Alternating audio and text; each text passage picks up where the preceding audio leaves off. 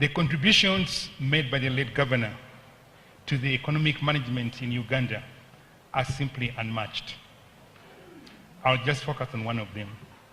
For those of you who are old enough, you know what inflation in this country meant. Inflation was raging in triple digits. I say triple digits. One time it had reached close to 200%.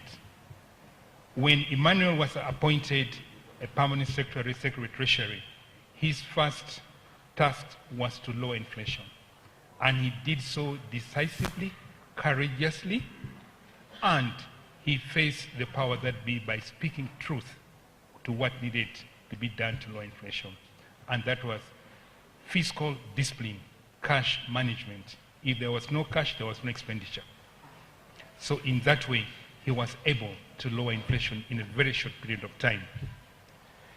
Now, when he became the governor Bank of Uganda, he only came in to consolidate the achievements that he had established in the Ministry of Finance by putting in place a strong monetary policy framework that has served the country to date and ensuring that the country continues to enjoy single-digit inflation.